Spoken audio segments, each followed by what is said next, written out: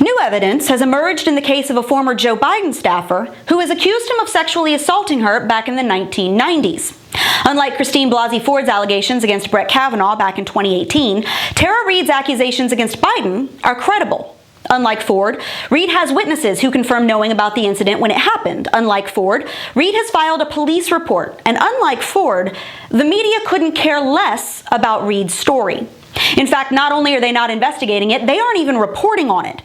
They were willing to believe a woman who had no proof, but now they're outright ignoring a woman who does. So as a fellow female here, I'm just a bit confused on the rules. What happened to believing all women?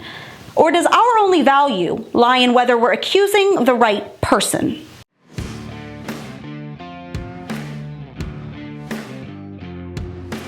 An anonymous woman called into Larry King's show on CNN in 1993 to say that her daughter had had a problem with a prominent senator, but that no one would listen to her. We now know that woman was the mother of Tara Reade, a former staffer for Joe Biden, who says the now presidential candidate sexually assaulted her nearly 30 years ago. Here was that call. San Luis Obispo, California. Hello. Yes, hello. I'm wondering what a staffer would do besides go to the press in Washington. My daughter has just left there after working for a prominent senator and could not get through with her problems at all. And the only thing she could have done was go to the press, and she chose not to do it out of respect for him. Or she had a story to tell, but out of respect for the person she worked for, she didn't tell it. That's true. Now, that video has mysteriously disappeared from the CNN archive on Google Play. Of course, CNN says they've got nothing to do with that, and Google says that they don't know what happened. But thankfully, the MRC had found the video in our archive. Otherwise, it likely wouldn't have seen the light of day, even though CNN had had it this whole time. Now, in a world in which journalists still had an ounce of integrity, this would be a major bombshell. A woman comes forward with credible allegations of sexual assault against a presidential candidate, and there's evidence that something may have actually happened. And it would at least be worth reporting, if not outright investigating. But of course, this is Joe Biden. He's a Democrat. He's running against Donald Trump. So the networks are burying this story faster than they dug Jeffrey Epstein's grave. Ironic, considering that they were playing an entirely different game less than 2 years ago. When a Trump nominee was being considered for the Supreme Court, the media targeted him over accusations of sexual assault that lacked even a shred of proof. They didn't just report on it, they created an entire circus around it for weeks. Never mind that Brett Kavanaugh had never once been accused of anything inappropriate during his entire career, including by the multiple women on his staff, many of whom publicly vouched for his character.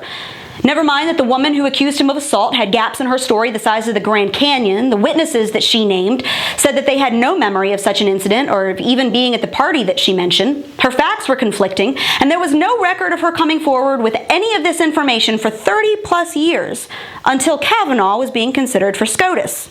Never mind any of that, the media took the accusations and ran with them like they were the gospel, even to the point of pulling Michael Avenatti on screen umpteen gazillion times to accuse Kavanaugh of running a well-orchestrated sex trafficking ring in high school.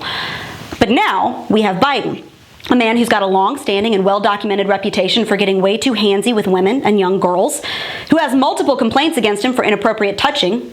At least one friend and one relative of Tara Reade confirmed that she told them about the alleged assault when it happened. Her own mother called Larry King in 1993 saying that something had happened to her daughter, but that she was afraid to go public because she feared retribution. Even now, she's filed a police report over the incident, which Ford repeatedly refused to do. And not only are the media pointedly ignoring this story, they're actually helping to cover it up. What happened to believing all women? That lasted about 4 seconds. No one on the left bothered to even consider whether the allegations were credible when it came to Kavanaugh. They just ran with it full speed ahead. And we were all supposed to believe Ford simply because she said something happened, and that was enough. But when it comes to Joe Biden, whose history is sketchy at best, and whose accuser has some proof that she wanted to say something back in '93, not only will the media not touch it with a 10-foot pole, now it's getting mysteriously deleted from playlists. That's convenient. 3 potential female VP picks for Biden appeared on Sunday morning news shows this weekend, and none of them were asked a single question about the allegations against him. Alyssa Milano was so anti-Kavanaugh that she showed up to his Senate hearing with signs demanding that we believe women.